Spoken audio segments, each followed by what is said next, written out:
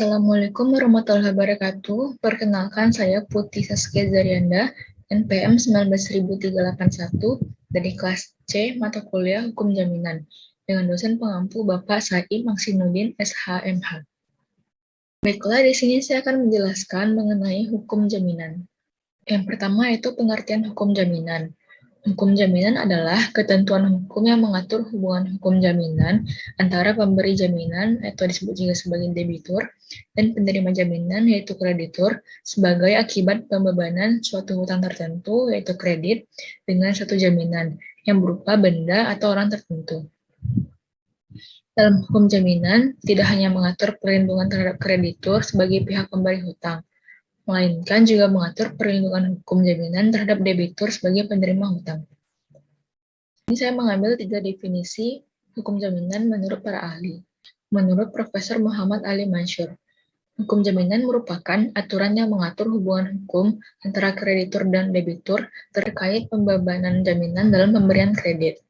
Kemudian ada menurut Sri Sudewi Mas Bim Sofwan, hukum jaminan merupakan hukum yang mengatur konstruksi yuridis yang memungkinkan pemberian fasilitas kredit dengan menjamin benda-benda yang dibelinya sebagai jaminan.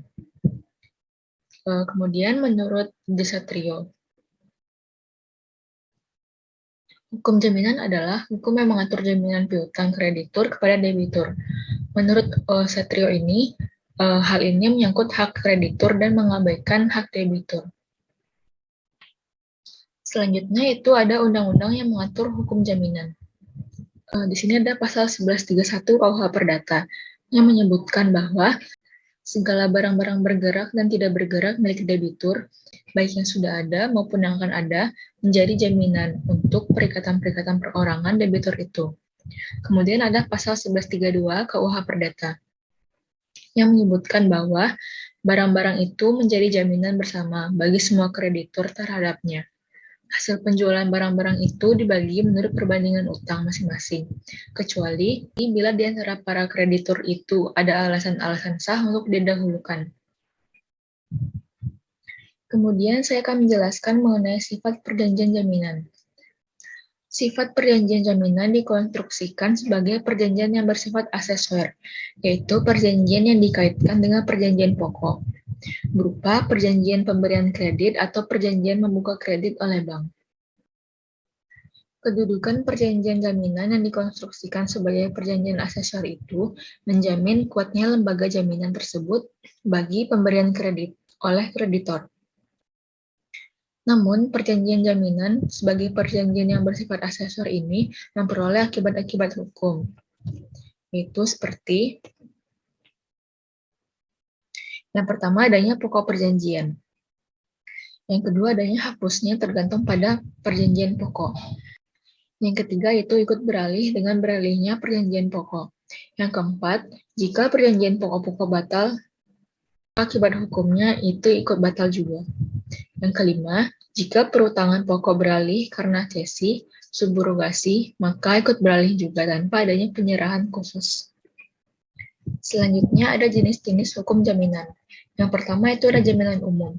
Jaminan umum merupakan jaminan yang ditentukan oleh undang-undang tanpa diperjanjikan sebelumnya oleh kreditur dan debitur. Jadi secara otomatis kreditur sudah mempunyai hak berhal atas benda milik debitur. Jaminan umum ini tertuju pada semua benda milik debitur, yaitu benda bergerak maupun benda tidak bergerak, baik benda yang sudah ada maupun benda yang baru akan ada. Terhadap jaminan umum ini, para kreditur berkedudukan sebagai kreditur yang satu dengan yang lainnya. Apabila debitur dikenai warning prestasi, maka semua benda milik debitur dijual lelang. Jaminan umum ini diatur dalam pasal 1131 dan 1132 KUH Perdata. Selanjutnya mengenai jaminan khusus. Jaminan khusus merupakan jaminan yang timbul karena diperjanjikan secara khusus oleh kreditur dan debitur.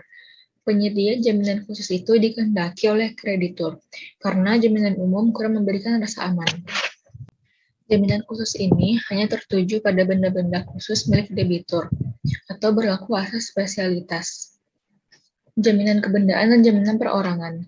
Jaminan kebendaan adalah jaminan yang mempunyai hubungan langsung dengan benda tertentu milik debitur. Jaminan yang bersifat kebendaan ini dapat diperalihkan. Jenis jaminan kebendaan ini adalah gadai, yaitu yang diatur dalam pasal 1150 sampai dengan pasal 1160 KUH Perdata. Objek dari gadai berupa benda bergerak, yang terdiri dari benda berwujud seperti perhiasan dan benda yang tidak berwujud seperti hak untuk mendapatkan pembayaran, seperti surat-surat piutang. Kemudian ada fidusia, yaitu dalam Undang-Undang Nomor 42 Tahun 1999 tentang jaminan fidusia. Fidusia adalah pengalihan hak kepemilikan atas suatu benda atas dasar kepercayaan. Selama benda yang dialihkan, hak kepemilikan yang tersebut tetap berada di bawah kendali pemilik benda. Kemudian ada hipotek. Diatur dalam pasal 1162 sampai dengan pasal 1232 KUH Perdata. Yang dimaksud hipotek adalah suatu hak kebendaan atas barang tidak bergerak yang dijadikan jaminan dalam pelunasan suatu perikatan. Selanjutnya itu jaminan perorangan. Jaminan perorangan adalah jaminan yang menimbulkan hubungan langsung terhadap perorangan tertentu. Sifat dari jaminan perorangan ini yaitu mempunyai asas kesamaan kedudukan di antara para kreditur, sehingga tidak dibedakan mana piutang yang lebih dahulu terjadi dengan yang belakangan. Contoh dari jaminan perorangan ini yaitu penanggungan utang, yang merupakan jaminan utang yang bersifat perorangan.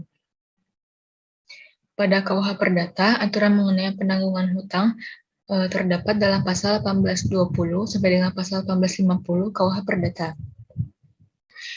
Dalam pasal 1820 KUH Perdata, penanggungan utang adalah suatu persetujuan yang dibuat oleh seorang pihak ketiga untuk kepentingan pihak pemberi pinjaman dengan mengikatkan dirinya guna memenuhi perikatan pihak peminjam bila mana pihak peminjam mohon prestasi terhadap pihak pemberi jaminan. Bila di kemudian hari penerima pinjaman atau debitur itu melakukan kelalaian, maka jaminan kredit tersebut dapat dieksekusi sesuai dengan peraturan perundang-undangan yang berlaku dan kesepakatan yang dibuat bersama. Jika dilihat dalam praktik perbankan, jaminan perorangan ini dibagi 3 macam. Yang pertama ada jaminan pribadi, yaitu di mana yang menjadi penjamin adalah orang perorangan selaku pribadi. Yang kedua, jaminan perusahaan, yaitu jaminan yang tertuju pada perusahaan atau badan usaha yang menjadi penjaminnya. Yang ketiga ada bank garansi, yaitu jaminan yang diberikan oleh bank untuk menjamin pembayaran sejumlah uang tertentu. Selanjutnya mengenai hak kebendaan lain yang bersifat memberikan jaminan, yaitu ada privilege. Privilege adalah suatu hak istimewa yang diberikan oleh undang-undang kepada kreditur yang satu atas kreditur lainnya, semata-mata berdasarkan sifat piutangnya. Itu yang tercantum dalam pasal 1134 KUH Perdata. Privilege ini merupakan salah satu hak yang didahulukan pemenuhannya dan bersifat hak kebendaan, serta mempunyai asas droit de suite. Privilege juga bersifat memberikan jaminan kepada kreditur atas pemenuhan hutang debitur yang telah dapat ditagih dari suatu perikatan yang dibuat oleh debitur dengan kreditur. Kemudian privilege ini terbagi atas 2. Yang pertama ada privilege umum dan privilege khusus. Privilege umum adalah hak istimewa yang tertuju pada semua benda milik debitur, yang terdiri atas 7 macam hak kebendaan, sebagaimana yang terdapat dalam pasal 1149 KUH Perdata. Apabila kreditur mempunyai tagihan atas hak kebendaan, sebagaimana yang disebutkan dalam undang-undang, maka pemenuhannya didahulukan dibanding hak-hak kebendaan lainnya. Kemudian ada privilege khusus, yaitu yang ditujukan pada benda-benda tertentu milik debitur, terdiri dari 9 macam hak, sebagaimana disebutkan dalam pasal 1139 KUH Perdata. Undang-undang telah menentukan benda-benda tertentu apa saja yang dapat dijadikan sarana pelunasan hutang tertentu debitur. Baiklah, yaitu yang dapat saya sampaikan materi mengenai hukum jaminan. Apabila ada kesalahan, mohon dimaafkan. Assalamualaikum warahmatullahi wabarakatuh.